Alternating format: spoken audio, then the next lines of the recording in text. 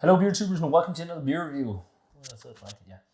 Hello, beer tubers, and welcome to another beer review with me, Peter, the Master of Hops. Today, joined by just Michael. Yes, and we're drinking some American Hype Stout. It's been a while since we drank big stouts together. Yeah, but we're doing it today. Yeah, and this is going to be the first real, proper review of a Pulpit Rock beer. So Pulpit Rock is from Decorah, Iowa. They are very famous for their barrel-aged stouts and pastry stouts, also like pastry sours. And they make some really massive beers. They do some really highly acclaimed barrel-aged beers with adjuncts. And what they're really known for is their nut beers, where they use nuts of various types in the beers. They have a very meticulous process of how they do it and extract a lot of flavor from the nuts. So I actually got this bottle from Pulpit Rock, which is amazing, from the team, from Rob and Justin and Priscilla. So thanks a ton, guys. I met them for the first time last year at MBCC, and it was really fun. We did a video. If you've already seen it, or if you haven't seen it, you should check it out. I can put a link somewhere down below or something, where it's the MBCC video, but I hang out and talk with Rob, and he tried Aquavit and Gamma Dance for the first time, which was really fun. And we did a silly little thing there, but it was quite fun, and we talked a little bit about the brewery and whatnot. And also, off camera, turns out Rob and I had talked in the past. He used to watch my channel before he was at Pulpit Rock and whatnot, and we were talking about a beer trade. We just never ended up doing it, which is funny. And I actually found the old email, which is it was quite fun. And there's some kind of connection as well, because my family in the States migrated to Iowa, and some of them live in Decorah, where this brewery is based. Oh. And my distant aunt Harriet, her son is a massive fan of Pulpit Rock. So it's really fun. Yeah, it is connected somehow. Yeah, it's pretty funny. So we're going to be trying a beer from them. And this is Blomst, which is flower in both Norwegian and Danish. Because they have a big Norwegian but also Danish community in Decorah. They do a lot of names after, I think they're in a Norwegian area. So they do a lot of names where they're Norwegian names. Like Forelska is also one they do that's really hyped. So this is a big, I think it was 13.2% barrel-aged Imperial Stout, aged in a blend of different barrels for 29 to 46 months. That's a long time. And then it's rested on Comoros Vanuatu. Is that what it is? Vanuatu? Yeah. And Papua New Guinea vanilla beans. So 3 different types of vanilla beans. And then also toasted cashews. I don't think I've ever had cashews in a stout. We've had a lot of different nuts, but cashews, I don't remember. Hazelnut. I don't think cashews. Macadamia. Yeah. And cashews are quite umami rich and peanuts. Yeah. I use cashews a lot for cooking Indian food. Yeah. Often Indian curries, you do a paste with cashews. So. Yeah. But yeah, so we check this one out and give a massive thanks to Pulpit Rock for the beer. Thank you. Because this is not something you can easily acquire in Denmark. No. So, but yeah, I mean, look at that. Look at that. I had their 8th anniversary ale at the festival, which was freaking banging. That was apple brandy barrels and bourbon barrels and some stuff, but this is so thick. Yeah. It looks really thick. It is really, really decadent and rich looking. I can smell it all the way over here. Yeah. I mean, the head, when I poured it, there was a little bit of head building up that was really roasty looking, but otherwise it's just it is so rich and you have oily on it. It's it really sticks to the side of the glass. But yeah, this is what you see. Also, when you see the glistening in these small bubbles on top. I'm guessing there's a lot of fat from the nuts in here as well. Yeah. From the cashews. Let's check out the aroma. Oh. Wow. Brownie batter galore. And you know what the best thing is? Holy the best thing here is that it doesn't smell like fake nuts. Yeah. Yes. It's interesting. Not that that's a bad thing, but no. But I prefer this. It reminds me a bit of peanuts, but not. It sounds really weird. But not. Yeah. But cashew and peanuts, I think they have a similar flavor. But you can totally smell that there's nuts in here, I think. But not. But not. Not with an O, not with an U. Yes. Not. This beer has no nuts. It smells vanilla. Yeah. The nuts are well hidden. I think. I definitely get it. It's like an umami, toasty kind of. It's almost like when you toast nuts is what I kind of smell. Yeah. When you toast cashews or... But not the regular nutty taste, smell from a beer. No. And then it doesn't smell like hazelnuts either. No. Well, it's a unique thing using cashews. It's not something, but loads of vanilla as well. Loads of vanilla. Really layered, rich, decadent vanilla. It's like vanilla frosting, and there's vanilla, like also depth of vanilla because of like bean type material. There's that almost like slightly dark fruity thing, and loads of brownie batter and loads of barrel character. I'm mainly getting what reminds me of bourbon, and like really, really deep, fudgy caramel. Like there's so much depth to this. Like this. Just smelling this is like, you can smell that this is how you do. This is pastry done right, as we always say. Yeah, like, let's hope we're right.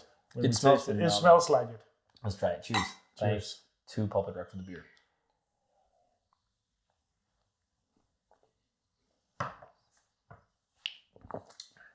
You know what? I think I'm gonna need a spoon to eat this. Did you know what? I don't think it's too rich. Fuck, that is delicious. Wow.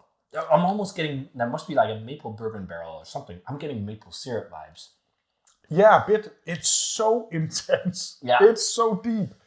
Roasty umami. Yeah, especially on the back end. This nice roasty umami profile. Like this tastes like a real Imperial Stout with loads of adjuncts. It doesn't taste like something where you skimp on making it bitter and like actually tasting like a Stout. I'm still getting nuances here. I think it's just like roastiness from malt. Yeah, you get a lot of wood. You know, the really some charry wood also on the back end.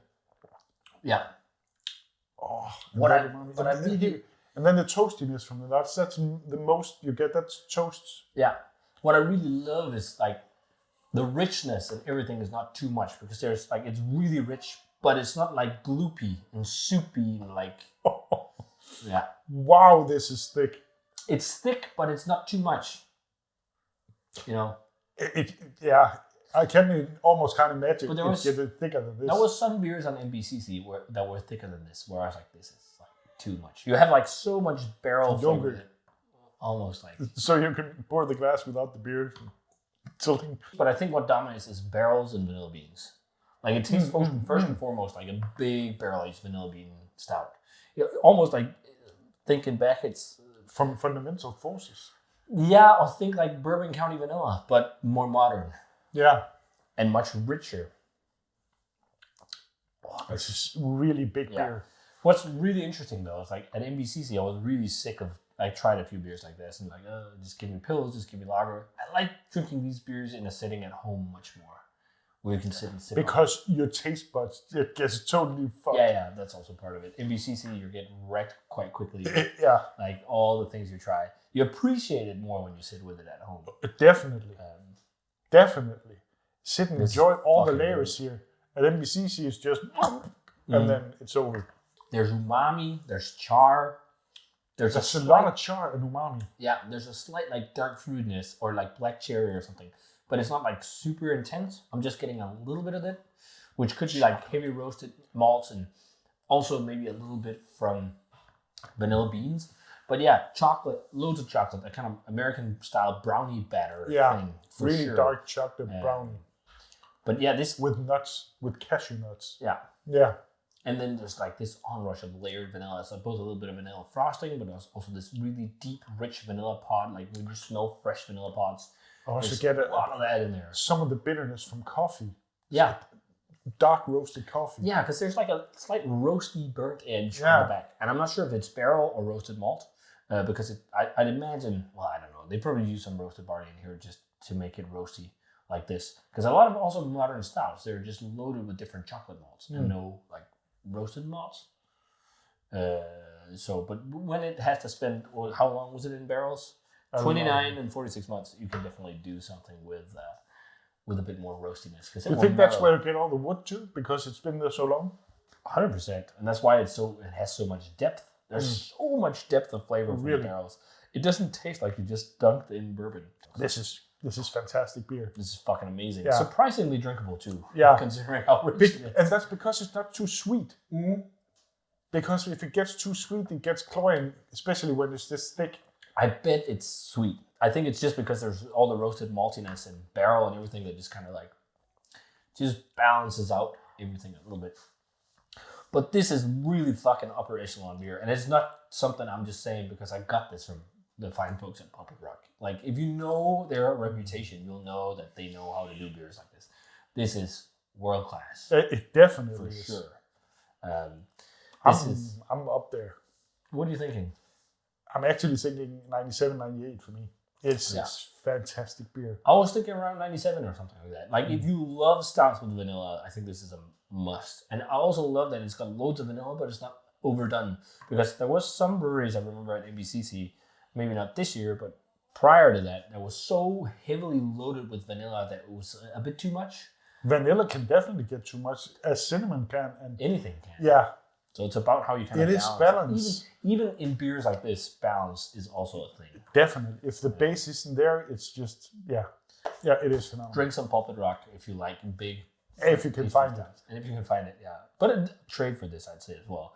But like these days in Europe, we're getting so spoiled with what we can get. Like a lot of the hype stuff I have in the cellar is stuff that's been bought in Europe. Like Side Project gets over here now.